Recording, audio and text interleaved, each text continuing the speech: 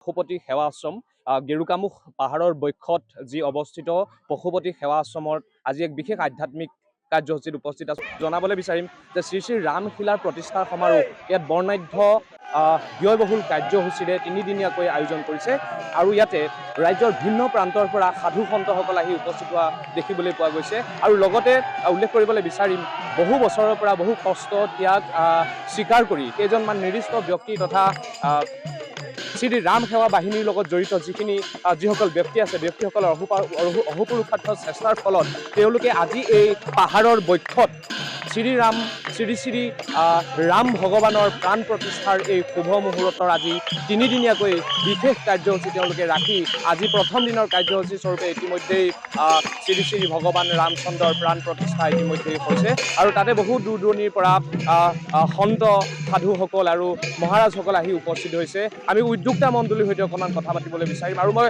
বিশেষভাৱে ক'বলৈ বিচাৰিছোঁ ঈশান নিউজৰ প্ৰত্যেকগৰাকী দৰ্শকক জনাবলৈ বিচাৰিম যে আধ্যাত্মিকতাৰ এনে অনুষ্ঠানসমূহে সমাজলৈ যি ইতিবাচক আচলতে বাৰ্তা প্ৰেৰণ কৰে সেই বাৰ্তাৰ সেই কাৰ্যৰ আমি নিশ্চয়কৈ শলাগ ল'ব লাগিব আৰু উল্লেখ কৰিবলৈ বিচাৰিম জাতি জনগোষ্ঠীৰ ধৰ্মক বা জাতি জনগোষ্ঠীৰ পৰম্পৰাগত তেওঁলোকৰ ৰীতি নীতিসমূহ অক্ষুণ্ণ ৰাখি সামগ্ৰিকভাৱে আমাৰ দেশত যিহেতু দেশখন হিন্দু ৰাষ্ট্ৰ হিচাপে অতীজৰে পৰা বৰ্তমানলৈকে বা ভৱিষ্যতলৈকে চলি থাকিব, আমাৰ ভাৰতবৰ্ষ যিহেতু হিন্দু ৰাষ্ট্ৰ, গতিকে সামগ্ৰিকভাৱে হিন্দু ৰাষ্ট্ৰ হিচাপে প্ৰতিষ্ঠা কৰাৰ অগ্ৰণী ভূমিকা লৈছে এইসকল ব্যক্তি আৰু ইয়াত উপস্থিত থকা প্ৰত্যেকজন কাৰ্যকৰ্তাই।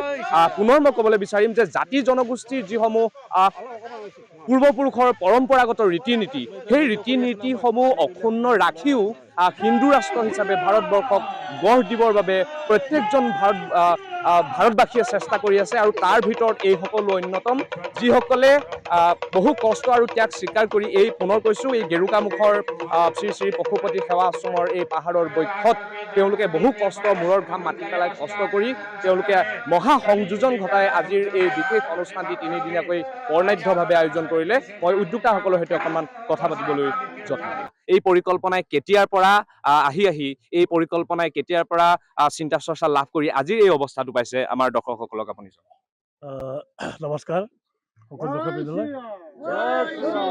পৰিকল্পনা কেতিয়াবা বুলি ক'লেতো অলপ সঠিক নহ'ব, কাৰণ বহুত দিনৰ আগতে কিবা এটা সকাৰাত্মক বাৰ্তা এটা প্ৰেৰণ কৰিছিল, লাহে লাহে দিঠকত উপনীত হৈছে। 2023 চনত আমাৰ ইয়াতে প্ৰতিষ্ঠা কৰা হৈছিলে, মানে মন্দিৰৰ ভূমি স্থাপন কৰা হৈছিলে, আধাৰ ক্লাছ ৰখা হৈছিলে, কিন্তু কিবা কাৰণত আমি সেই কামখিনি আগবঢ়াব নোৱাৰিলোঁ। 23 চনৰ পৰা এই 2 বছৰ আমি স্থবিৰ হৈ থাকিলোঁ।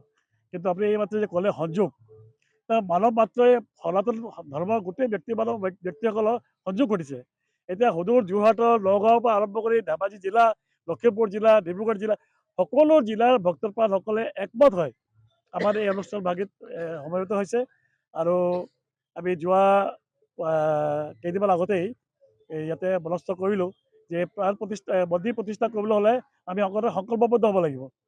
গতিকে বহু পূৰ্বতে আমাৰ ইয়াতে ৰামশিলা অযোধ্যাত যিটো মন্দিৰ নিৰ্মাণ হৈছে সেই তাৰে এভাগী ৰামশিলা আমাৰ তাত আছিল। আমি আজি সকলো ভক্তগণৰ সহযোগত ইয়াতে ৰামশিলা প্ৰতিষ্ঠা কৰিছোঁ। এই 3 দিনীয়া অনুষ্ঠান, ৰামশিলা প্ৰতিষ্ঠা হ'ব, ৰামায়ণ পাঠ হ'ব, ৰামায়ণ ব্যাখ্যা হ'ব, নাম কীৰ্তন হ'ব, ইত্যাদি কৰাৰ লগতে আমি পৰৱৰ্তী সময়ত মন্দিৰ বনাবৰ কাৰণে সংকল্পিত হয় এটি ট্ৰাষ্ট বনাবৰ কাৰণে এটা পৰিকল্পনা কৰিছোঁ। অহাকালি আমাৰ ৰাজহুৱা সভা আছে, সেই ৰাজহুৱা সভাত আমি ৰাইজে কেনেকৈ পৰামৰ্শ দিয়ে সেই পৰামৰ্শমতে আগবাঢ়িম। সঁচাই আজি ভাবিব নোৱাৰা এটা পৰিৱেশ হৈছে। আমি 2023 চনত প্ৰয়াত মনোজ ভাৰতী বাবাক নিমন্ত্ৰণ কৰি আনি জয় শ্ৰীৰাম সেৱা বাহিনীৰ ৰাষ্ট্ৰীয় অধ্যক্ষ মনোজ ভাৰতী বাবাই ইয়াত আহি পেলাই আমাৰ যি পৰিকল্পনা আছিলে ৰামশিলাভাগ উপযুক্ত স্থানত স্থাপন কৰা, কিন্তু আমি জোনাইৰ পৰা গোগামুখলৈকে ভূমি বিচাৰি পোৱা নাছিলোঁ। আৰু পশুপতি সেৱা আশ্ৰমৰ স্বত্বাধিকাৰী আচাৰ্য প্ৰদীপ ৰায় বাবাক আমাক ভূমি দান কৰি এই মহান কাৰ্যটো আগুৱাই নিয়াত সহায় কৰিলে। আৰু প্ৰয়াত মনোজ ভাৰতী বাবাৰ যোগেদি কৰকমলৰ যোগেদি আমি আধাৰশিলা স্থাপন কৰিলোঁ। স্থাপন কৰাৰ পিছত সকলো জাতি জনগোষ্ঠীক জোনাইৰ পৰা গোগামুখলৈকে তথা অসমৰ বিভিন্ন জিলাৰ সাধু সন্তক আমি একত্ৰিত কৰি আনি সেইটো সময়ত আধাৰশিলা স্থাপন কৰিছিলোঁ। কিন্তু পৰৱৰ্তী সময়ত আমাৰ স্থবিৰ হৈ গৈছিলে আৰু এতিয়া পুনৰ আমি 3দিনীয়া কাৰ্যসূচী আগত ৰাখি ৰামায়ণ পাঠ ইত্যাদি কৰি নাম সংকীৰ্তন আৰু যি ভাগ শিলাক লৈ পেলাই আমি এই ৰাম মন্দিৰ নিৰ্মাণ কৰাৰ পৰিকল্পনা কৰিছিলোঁ সেই শিলাভাগ বহু অপেক্ষাৰ মাজত 2007 চনত জোনাইৰ পৰা গোগামুখলৈকে 1 মাহ কালজোৰা পৰিভ্ৰমণ কৰা হৈছিলে। আৰু এতিয়া এই পশুপতি সেৱা আশ্ৰমৰ পৰিসৰৰ ভিতৰত আমি ইয়াক ৰাম মন্দিৰ, ভব্য ৰাম মন্দিৰ নোহোৱালৈকে, ন্যাস কমিটি নোহোৱালৈকে এই শিলাভাগে আমাৰ ৰাম মন্দিৰ হিচাপে ইয়াত থিয় দি থাকিব। আৰু আজি ভাল লাগিছে, আমি ইমান অপেক্ষাৰ অন্তত ঘৰে ঘৰে গৈ বহুত দাতাই আমাক দান কৰিলে আৰু বহুত সাধু সন্তই আমাক আশীৰ্বাদ কৰিলে। আজি তেওঁলোকৰ সহযোগতে, সঁচাকৈ ভক্তগণৰ সহযোগত, ৰাইজৰ সহযোগত আমি আজি এই পৰিস্থিতিত এটা সফল এটা পৰ্যায়ত উপনীত হ'লোঁ। জয় শ্ৰীৰাম। আমি নথা আনন্দিত যে এই পাহাৰত মানে ৰাম মন্দিৰ এটা প্ৰতিষ্ঠা হ'বলৈ গৈ আছে। অকল ৰাম মন্দিৰে নহয়, উপত্য বৰ্তাই কৈছে ইয়াত গৌশালা এটাও আমি নিৰ্মাণ কৰিম বুলি ভাবিছোঁ। ইতিমধ্যে আমাৰ 2-3জনীকে ভক্তই গৌদান কৰিছে। আৰু ভৱিষ্যত নদীৰ পাৰত ইমান ধুনীয়া পৰিৱেশৰ পাহাৰৰ ওপৰত মানে ৰাম মন্দিৰ হ'ব। আৰু আমি ভাবিছোঁ যে অযোধ্যাৰ পৰাও হয়তো আমাৰ কিছু আৰ্থিক সাহায্য আহিব পাৰে। আৰু এইখিনি যদি আমি সম্পূৰ্ণ পাই যাওঁ, মানে ধেমাজি জিলা বুলিয়ে ক'ব লাগিব, জাকত জিলিকা মন্দিৰ এটা হ'ব বুলি আমি আশা কৰিছোঁ। নমস্কাৰ, সকলোলৈকে মই শ্ৰদ্ধা জ্ঞাপন কৰিছোঁ। আচলতে এই অনুষ্ঠানভাগ এক মহান অনুষ্ঠান। এয়া হ'ল আজি বিশেষকৈ যোৱা এটা বছৰৰ যি কষ্ট, সেই কষ্টৰ ফল বুলি আমি অনুভৱ কৰিছোঁ। কাৰণ এই অনুষ্ঠানভাগ কৰিবৰ কাৰণে আমি যোৱা বছৰটোত আমাৰ এই জিলাখনৰ বিভিন্ন চুকে কোণে আমি ৰামায়ণ অনুষ্ঠান কৰিছিলোঁ, ব্যাখ্যা অনুষ্ঠান কৰিছিলোঁ। গতিকে ৰামায়ণ পাঠ ব্যাখ্যাৰ অনুষ্ঠানৰ জৰিয়তে আমি জনগণক ৰামৰ বিষয়ে সজাগতা আনি দিছিলোঁ। খুব সুন্দৰ। আধ্যাত্মিক অনুষ্ঠানত উপস্থিত থাকি কেনেকুৱা অনুভৱ হৈছে? আৰু ইয়াতে ৰাম মন্দিৰ স্থাপন ইতিমধ্যে হ'ব, গতিকে আপোনাৰ অনুভৱটো জনাওক। জয় শ্ৰীৰাম। আচলতে ৰাম হ'ল সমস্ত জীৱৰ মাজত ৰমি থকা এটা সত্তা। আৰু ই ভাৰতীয় বা কোনোবা অসমীয়া বা আমাৰ ধেমাজি অঞ্চল নহয়, এই সমগ্ৰ জীৱ জগতৰ বুকুৰ মাজত থকা যিটো সত্তা, যাক চৈতন্য সত্তা বুলি কয়, এই হ'ল ৰাম। আৰু সেই ৰাম বিশেষকৈ অযোধ্যাত তেওঁ পূৰ্ণৰূপে প্ৰকট হৈছিলে। আৰু সেই অযোধ্যাৰ পৰা আহি ধেমাজিৰ নিচিনা অঞ্চলৰ এই এটা পাহাৰৰ কোনো নিৰিবিলি প্ৰকৃতিৰ মাজত ইয়াতে আজি মন্দিৰ প্ৰতিষ্ঠা হৈছে। আৰু ইয়াতে সেই পশুপতিৰ লগতে আশ্ৰমো আছে। আৰু ইয়াতে আমাৰ গোটেই অসম মুলুকত এক নতুন বাতাবৰণ আহিব। ৰামৰ দ্বাৰা সমস্ত এই ৰমণ হ'ব, সকলোৱে আনন্দত ইয়াতে সম্প্ৰীতি আৰু সমন্বয় সদ্ভাৱনা গঢ়ি উঠিব।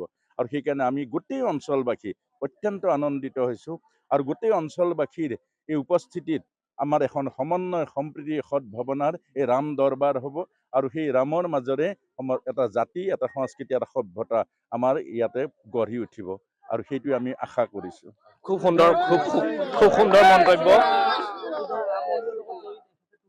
হয়, খুব সুন্দৰ মন্তব্য। আৰু অযোধ্যাৰ শ্ৰী শ্ৰী ভগৱান ৰামচন্দ্ৰৰ যি মন্দিৰ, সেই মন্দিৰৰ লগত ওতঃপ্ৰোতভাৱে জড়িত এজন জ্যেষ্ঠ ব্যক্তি আৰু ভগৱান শ্ৰীৰামৰ সেৱক ইতিমধ্যে আমাৰ মাজত আমি সৌভাগ্যস্বৰূপে আমি পাইছোঁ। তেখেতৰ পৰা অকণমান মন্তব্য ল'বলৈ যত্ন কৰিছোঁ। হয়, প্ৰণাম জনাইছোঁ। কেনেকুৱা লাগিছে এই অনুষ্ঠানত উপস্থিত থাকি, কি ক'বলৈ বিচাৰিছে? নমস্কাৰ। পূৰ্ব আমাৰ সম্পাদক, সভাপতি আৰু সম্পাদকে যি কথা ক'লে ৰাম মন্দিৰৰ বিষয়ে, ইয়াতে যি ৰাম মন্দিৰ হ'ব, কেনেকুৱা পৰিকল্পনা লৈছোঁ আমালোকে, এইটো আপোনালোকে চবেই জানিছেই।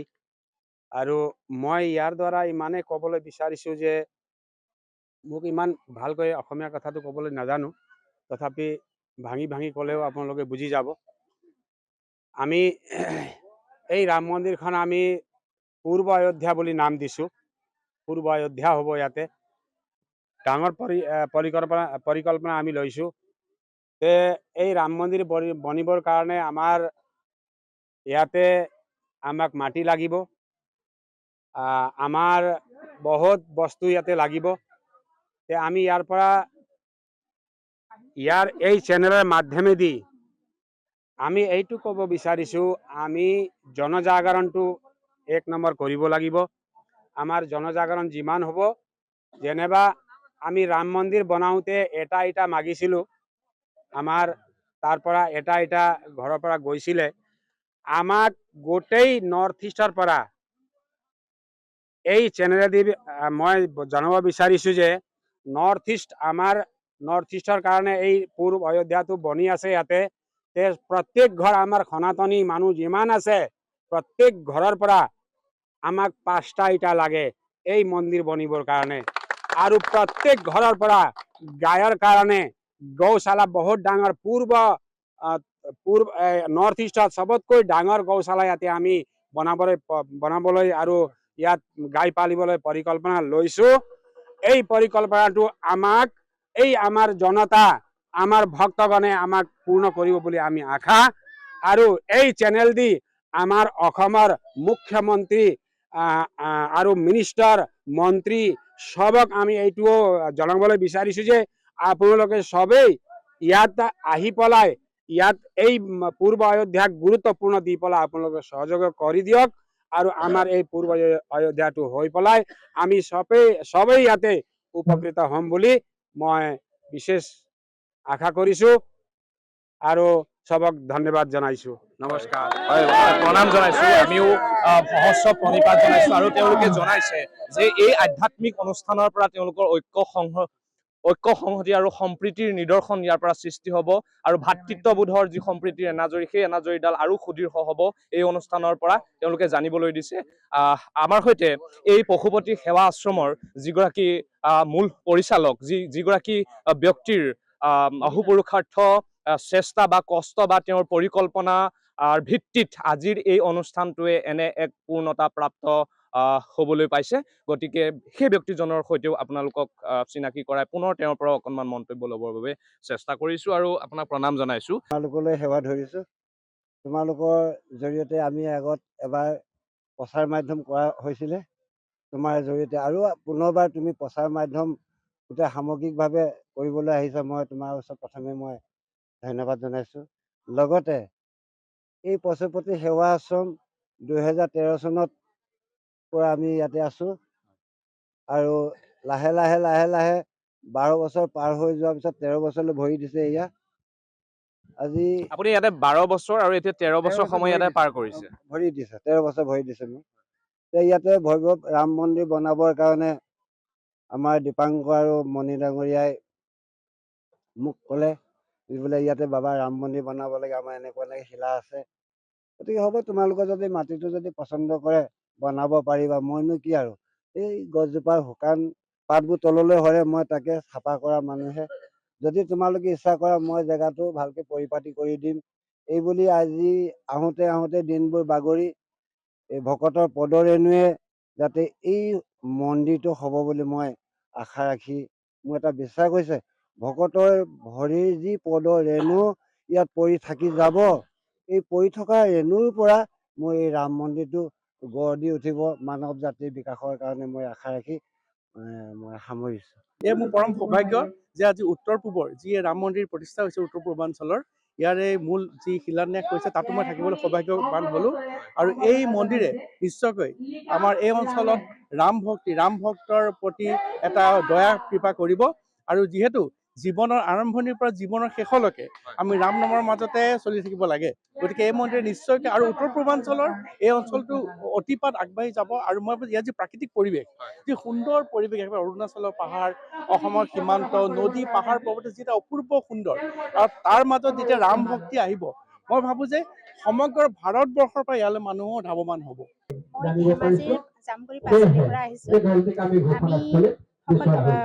আৰম্ভতে সকলোলৈ মই নমস্কাৰ জনাই লৈছোঁ আমি এই ৰাম মন্দিৰৰ বিষয়ে অলপ জানিছোঁ আৰু ইয়াৰ ভিতৰত অলপ সোমাই আছোঁ কাৰণে ইয়াৰ বিষয়ববীয়া কৰ্মকৰ্তা হিচাপে কিছু কাম কৰিবলৈ আগবাঢ়ি আহি আমি কাম কৰি আছোঁ আমি গাঁৱে গাঁৱে গৈ এই মন্দিৰ ভাগৰ বিষয়ে প্ৰচাৰ আৰু প্ৰসাৰৰ কাৰণে আমি ধেমাজি জিলাৰ বহু গাঁৱলৈ আমি গৈছিলোঁ আমাৰ উদ্যোক্তা মাননীয় আমাৰ ৰঞ্জিত ডাঙৰীয়া আমাৰ বাবা দীপাংকৰ নাথ ডাঙৰীয়া এনেধৰণে আমি বহু কেইজন ব্যক্তিয়ে প্ৰচাৰ আৰু প্ৰসাৰৰ কাৰণে আমি বহুখিনি কষ্ট কৰিছিলোঁ ভাবিছিলোঁ নিশ্চয় এদিন হ'ব প্ৰচাৰ আৰু প্ৰসাৰৰ কাৰণে আপোনালোকে গাঁৱৰ অঞ্চলসমূহত সোমোৱাৰ পাছত সেই ব্যক্তিসকলে বা জনসাধাৰণে আপোনালোকক কি উত্তৰ দিছিলে আমি য'তেই গৈছিলোঁ সকলোৱে আমাৰ এটা মানে সুদিহা পৰামৰ্শ দিছিলে আৰু আশ্বাস দিছিলে যে আমাৰ ৰাম মন্দিৰ প্ৰতিষ্ঠা হ'ব লাগে।